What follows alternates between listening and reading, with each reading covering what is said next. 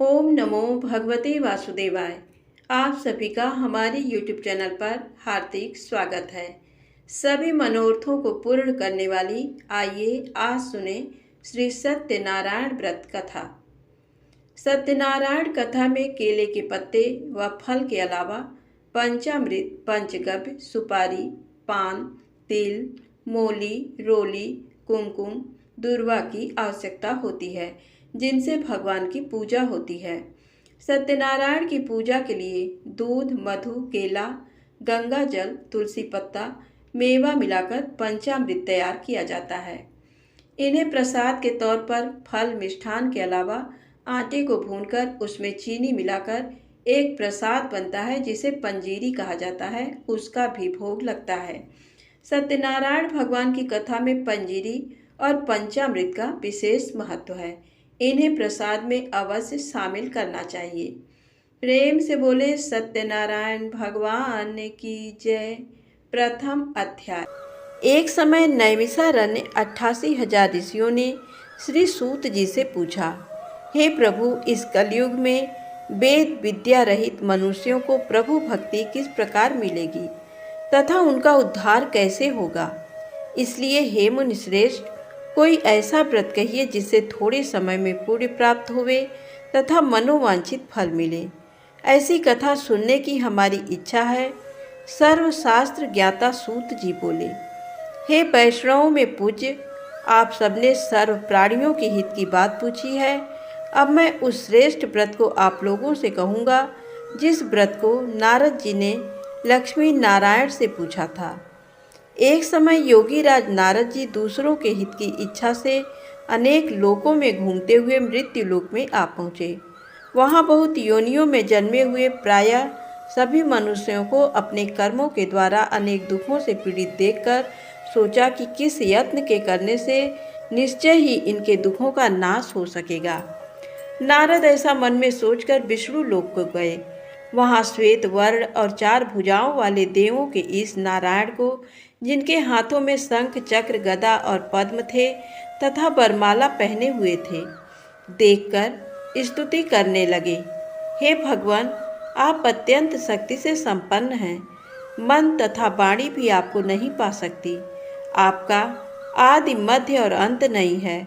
निर्गुण स्वरूप सृष्टि के कारण भूत व भक्तों के दुखों को नष्ट करने वाले हो, आपको मेरा नमस्कार है। नारद जी से इस प्रकार की स्तुति सुनकर विष्णु भगवान बोले कि हे मुनिश्रेष्ठ, आपके मन में क्या है? आपका यहाँ किस काम के लिए आगमन हुआ है? निसंकोच कहो। तब नारद मुनि बोले, मृत्युलोक में सब मनुष्य जो अनेक योनियों में पैदा हुए हैं, अपने कर्मों के द्वारा अनेक प्रकार के दुखों से दुखित हो रहे हैं। हे नाथ, मुझ पर दया रखते हो तो बतलाइए कि उन मनुष्यों के सब दुख थोड़े से प्रयत्न से ही कैसे दूर हो सकते हैं। श्री भगवान जी बोले, हे नारद, मनुष्यों की भलाई के लिए तुमने बहुत अच्छी बात पूछी है। जिस व्रत के करने से मनुष्य मोह से छूट जाता है, मैं वो कहता हूँ, सुनो। बहुत पुण्य देने वाला, स्वर्ग तथा मनुष्य लोक दोनों में दुर्लभ एक उत्तम व्रत है। आज मैं प्रेम वश होकर तुमसे कहता हूँ। सत्यनारायण का ये व्रत अच्छी तरह विधान पूर्वक करके मनुष्य तुरंत ही यहाँ सुख भोग कर मरने पर मोक्ष को प्राप्त होता है।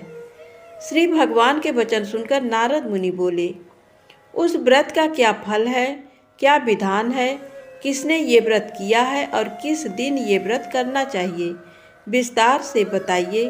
भगवान बोले, दुख शोक आदि को दूर करने वाला, धन धान्य को बढ़ाने वाला, सौभाग्य तथा संतान को देने वाला ये व्रत सब स्थानों पर विजय कराने वाला है।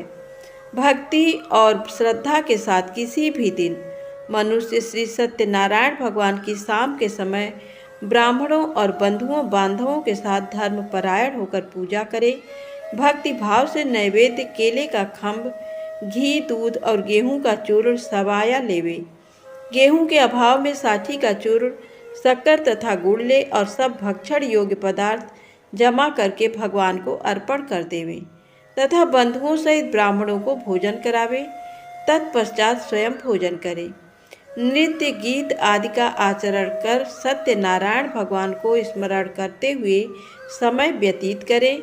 इस तरह व्रत करने पर मनुष्यों की इच्छा निश्चय ही पूरी होती है। विशेषकर कलिकाल में भूमि पर यही मोक्ष का सरल उपाय है। सूत जी बोले, हे ऋषियों, जिन्होंने पहले समय में इस व्रत को किया है उनका वृत्तांत कहता हूँ, ध्यान से सुनो। सुंदर काशीपुरी नगरी में अति निर्धन ब्राह्मण रहता था। वो भूख और प्यास से बेचैन हुआ नित्य ही पृथ्वी पर घूमता था। ब्राह्मणों से प्रेम करने वाले भगवान ने ब्राह्मण को दुखी देखकर बूढ़े ब्राह्मण का रूप धरकर उसके पास जा आदर के साथ पूछा, हे विप्र, नित्य दुखी हुआ पृथ्वी पर क्यों घूमता है? हे श्रेष्ठ ब्राह्मण, ये सब मुझसे कहो, मैं सुनना चाहता हूँ। ब्राह्मण बोला, मैं बहुत निर्धन ब्राह्मण हूँ, भिक्षा के लिए पृथ्वी पर फिरता हूँ। हे भगवान, यदि आप इसका उपाय जानते हो तो कृपा कर कहें। वृद्ध ब्राह्मण बोला कि सत्यनारायण भगवान मनोवांछित फल को देने वाले हैं, इसलिए हे ब्राह्मण, तू उनका पूजन कर, जिसके करने से मनुष्य सब दुखों से मुक्त होता है।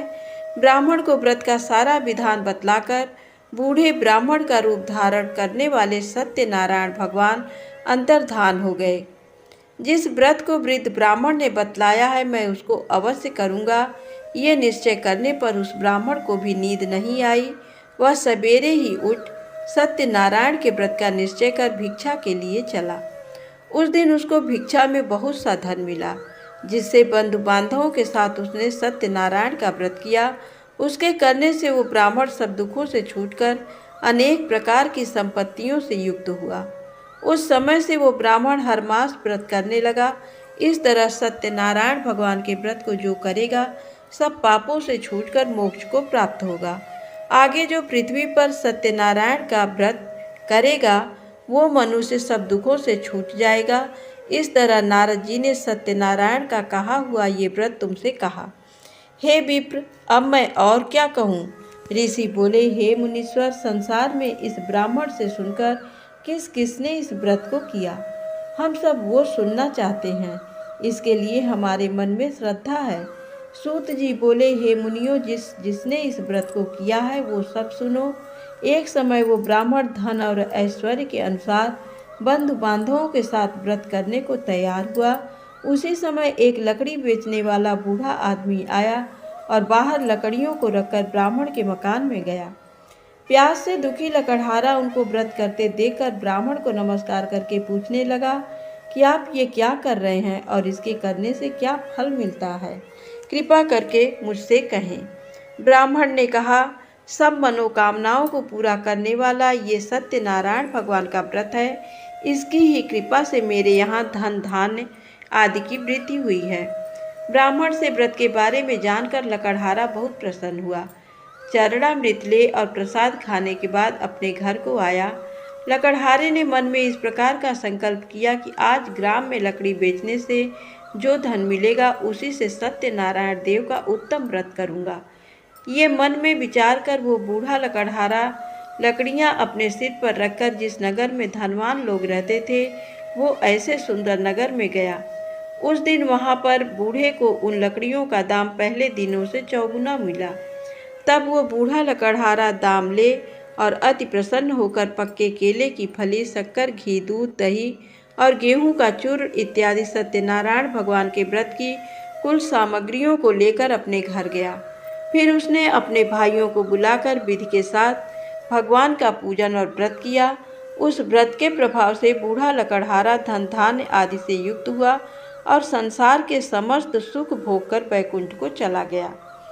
श्री सूत जी बोले, हे श्रेष्ठ मुनियों, अब मैं आगे की एक कथा कहता हूँ। प्राचीन काल में उल्कामुख नाम का एक महान ज्ञानी राजा था। वह जितेंद्री और सत्यवक्ता था। प्रतिदिन मंदिरों में जाता तथा गरीबों को धन देकर उनके दुख दूर करता था। उसकी पत्नी कमल के समान सुंदर मुख वाली और सती साध्वी थी। एक दिन भद्रशिला नदी के तट पर वे दोनों विधि विधान सहित श्री सत्यनारायण भगवान का व्रत कर रहे थे। उस समय वहाँ साधु नामक एक वैश्य आया। उसके पास व्यापार के लिए बहुत सा धन था। वो वैश्य नाव को नदी किनारे पर ठहराकर राजा के पास आया। राजा को व्रत करते हुए देखकर उसने विनम्रता पूर्वक पूछा, हे राजन, ये आप क्या कर रहे हैं?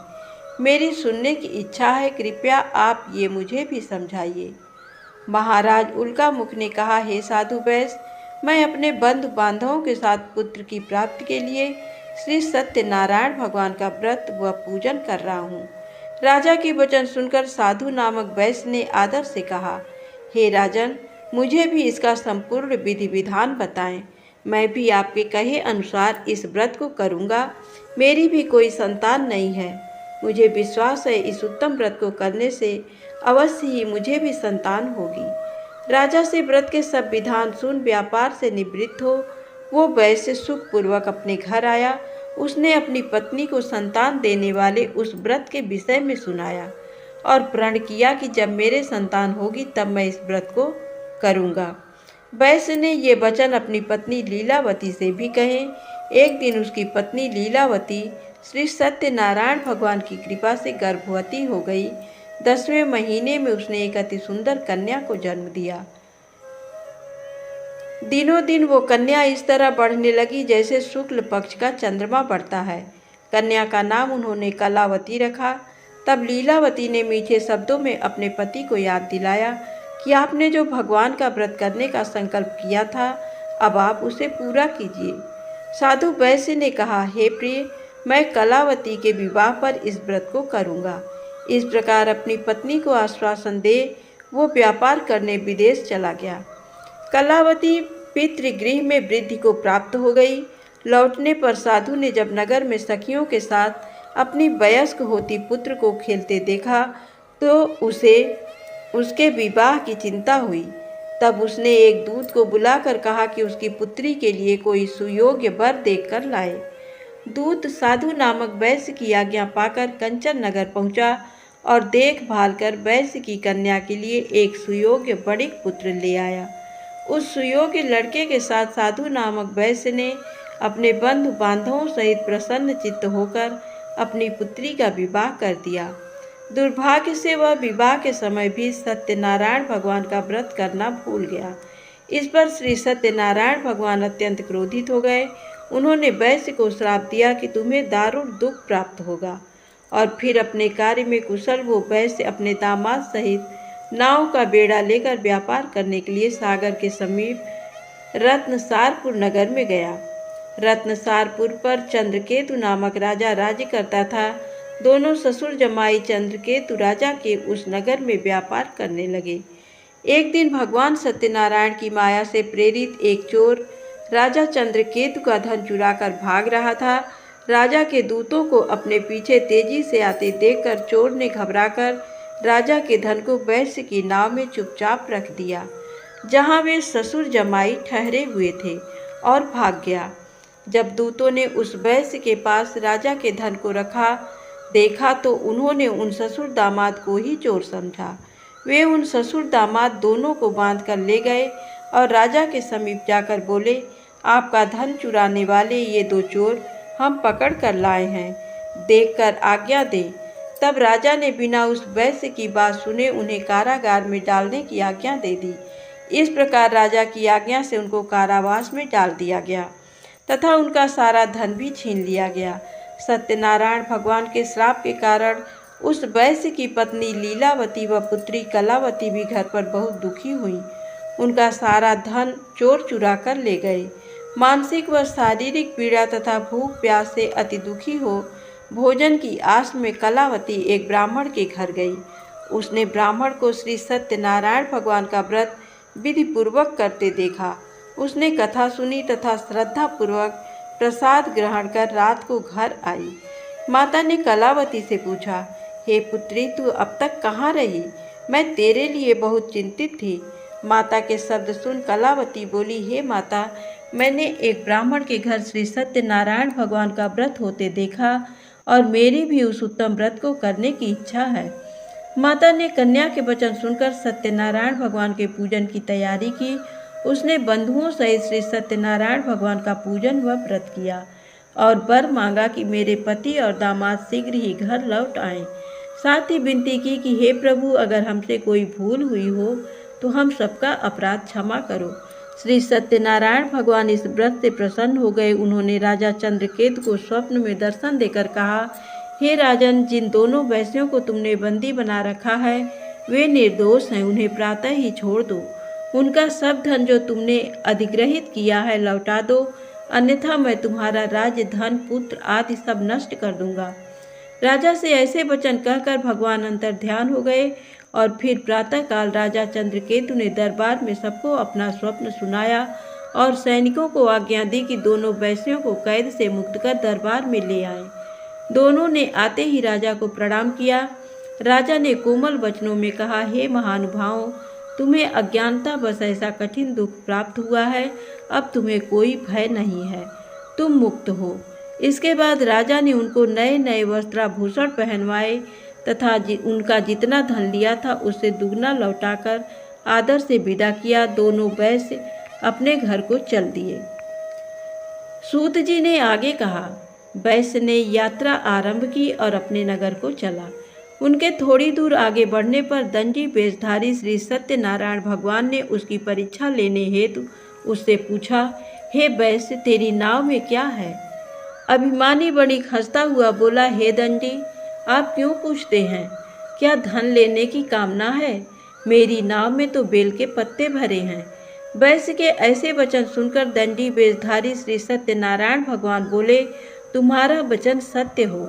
ऐसा कहकर वे वहां से चले गए और कुछ दूर जाकर समुद्र के तट पर बैठ गए।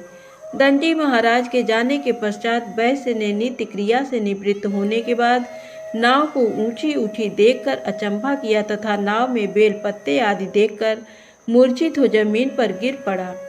मूर्छा खुलने पर अतिशोक करने लगा। तब उसके दामाद ने कहा, आप शोक न करें, ये दंडी महाराज का श्राप है, अतः हमें उनकी शरण में ही चलना चाहिए, वही हमारे दुखों का अंत करेंगे। दामाद के वचन सुनकर वो वैश्य दंडी भगवान के पास पहुंचा और अत्यंत भक्तिभाव से पश्चाताप करते हुए बोला, मैंने जो आपसे असत्य वचन कहे थे उनके लिए मुझे क्षमा करें। ऐसा कहकर वह शोकातुर हो रोने लगा। तब दंडी भगवान बोले, हे वणिक पुत्र, मेरी आज्ञा से ही बार बार तुझे दुख कष्ट प्राप्त हुआ है, तू मेरी पूजा से विमुख हुआ। तब उस वैश्य ने कहा, हे भगवान, आपकी माया को ब्रह्मा आदि देवता भी नहीं जान पाते, तब मैं मूर्ख भला कैसे जान सकता हूँ? आप प्रसन्न होइए, मैं अपनी क्षमता अनुसार आपकी पूजा करूँगा। मेरी रक्षा कीजिए और मेरी नौका को पहले के समान धन से परिपूर्ण कर दीजिए। उसके भक्ति से परिपूर्ण वचन सुनकर श्री सत्यनारायण भगवान प्रसन्न हो गए और उसकी इच्छानुसार वर देकर अंतर्ध्यान हो गए। तब ससुर व दामाद दोनों ने नाव पर आकर देखा कि नाव धन से परिपूर्ण है। फिर वो विधि विधान से भगवान सत्यनारायण का पूजन कर साथियों सहित अपने नगर को चला।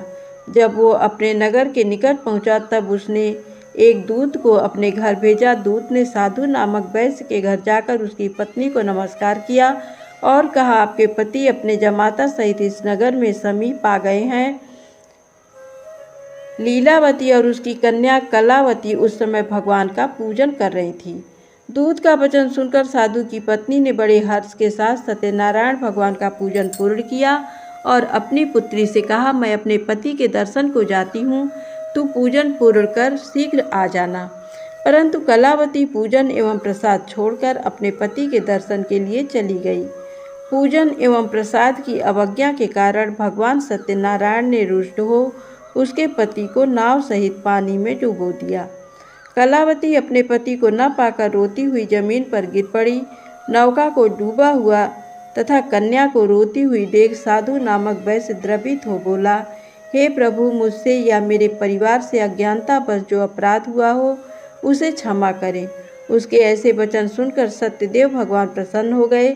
आकाशवाणी हुई, हे वैश्य, तेरी पुत्री मेरा प्रसाद छोड़कर आई है, इसलिए इसका पति अदृश्य हुआ है। यदि ये घर जाकर प्रसाद ग्रहण कर ले तो इसे इसका पति अवश्य मिलेगा। आकाशवाणी सुनकर कलावती ने घर पहुंचकर प्रसाद ग्रहण किया और फिर आकर अपने पति को पूर्व रूप में पाकर वह अति प्रसन्न हुई तथा उसने अपने पति के दर्शन किए। तत्पश्चात साधु वैश्य ने वहीं बंधु बांधवों सहित सत्यदेव का विधि पूर्वक पूजन किया, वह इस लोक के सभी प्रकार के सुख भोग कर अंत में मोक्ष को प्राप्त हुआ। श्री सूत जी बोले, हे ऋषिगण, मैं एक और कथा कहता हूँ, आप सभी ध्यान से सुनो। सदा प्रजा के लिए चिंतित तुंगध्वज नाम का एक राजा था। उसने भगवान सत्यनारायण का प्रसाद त्याग कर बहुत कष्ट पाया। एक समय राजा वन में वन्य पशुओं को मारकर बड़ के वृक्ष के नीचे आया। वहां उसने ग्वालों को भक्ति भाव से बंधु बांधवों सहित श्री सत्यनारायण जी का पूजन करते देखा, परंतु राजा देखकर भी अभिमान के कारण न तो वहां गया और न ही सत्यदेव भगवान को नमस्कार ही किया। जब ग्वालों ने भगवान का प्रसाद उसके सामने रखा तो वो प्रसाद छोड़कर अपने नगर को चला गया। नगर में पहुंचकर उसने देखा कि उसका सारा राज्य नष्ट हो गया है। वो समझ गया कि ये सब भगवान सत्यदेव ने रुष्ट होकर किया है। तब वो वन में वापस आया और ग्वालों के समीप जाकर विधिपूर्वक पूजन कर प्रसाद ग्रहण किया तो सत्यनारायण की कृपा से सब कुछ पहले जैसा ही हो गया और लंबे समय तक सुख भोग कर मरणोपरांत वह मोक्ष को प्राप्त हुआ। जो मनुष्य इस श्रेष्ठ दुर्लभ व्रत को करेगा, श्री सत्यनारायण भगवान की कृपा से उसे धन धान्य की कोई कमी नहीं होगी। निर्धन धनी और बंदी बंधनों से मुक्त होकर निर्भय हो जाता है। संतानहीन को संतान प्राप्त होती है तथा सब इच्छाएं पूर्ण कर अंत में वैकुंठ धाम को जाता है। अब उनके बारे में भी जानिए जिन्होंने पहले इस व्रत को किया। अब उनके दूसरे जन्म की कथा भी सुनिए। सतानंद नामक वृद्ध ब्राह्मण ने सुदामा के रूप में जन्म लेकर श्री कृष्ण की भक्ति एवं सेवा कर वैकुंठ प्राप्त किया। उल्कामुख नामक महाराज राजा दशरथ बने और श्री रंगनाथ का पूजन कर मोक्ष को प्राप्त हुए। साधु नाम के वैश्य ने धर्मात्मा व सत्य प्रतिज्ञ राजा मोरध्वज बनकर अपने पुत्र को आरे से चीरकर वैकुंठ धाम प्राप्त किया। महाराज तुंगध्वज स्वयंभू मनु बने। उन्होंने बहुत से लोगों को भगवान की भक्ति में लीन कराकर वैकुंठ धाम प्राप्त किया। लकड़हारा अगले जन्म में गुह नामक निषाद राजा बना, जिसने राम के चरणों की सेवा कर अपने सभी जन्मों को संवार लिया। प्रेम से बोले श्री सत्यनारायण भगवान की जय।